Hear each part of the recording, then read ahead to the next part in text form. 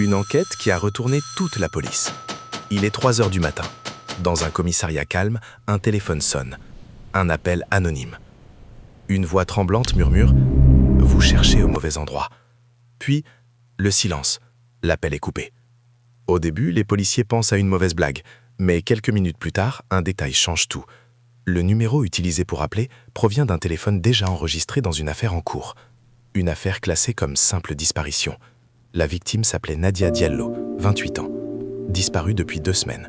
Aucune trace, aucun suspect, juste une disparition étrange. Mais maintenant, quelqu'un semble savoir quelque chose. Les enquêteurs relancent immédiatement l'affaire. Ils analysent l'appel, retracent le signal. Et là, surprise, le téléphone a émis depuis une zone bien connue de la ville, un endroit déjà fouillé plusieurs fois par la police. Un ancien entrepôt abandonné. Une équipe est envoyée sur place. Les policiers entrent prudemment. L'endroit est vide, en apparence. Mais en inspectant les lieux, ils découvrent quelque chose d'inquiétant. Des traces récentes. Quelqu'un est venu ici. Puis, un détail attire leur attention.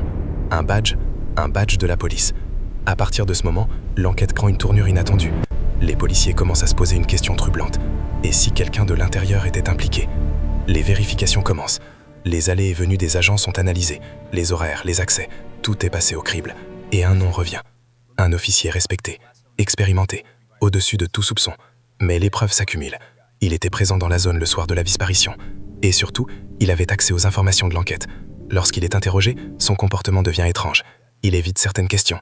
Il contredit ses propres déclarations. Quelques jours plus tard, un mandat est lancé. Son domicile est perquisitionné. Et ce que les enquêteurs découvrent va choquer tout le commissariat. Des éléments appartenant à Nadia, des objets personnels, et surtout, des documents confidentiels liés à l'enquête. L'affaire prend une dimension incroyable. Un policier, impliqué dans une disparition. Mais le plus troublant reste une question. Était-il seul? Aujourd'hui encore, certains détails de cette affaire restent flous. Et pour beaucoup, cette enquête a laissé une trace indélébile, parce qu'elle a révélé une chose inquiétante. Parfois, le danger ne vient pas de l'extérieur, mais de ceux en qui on a le plus confiance.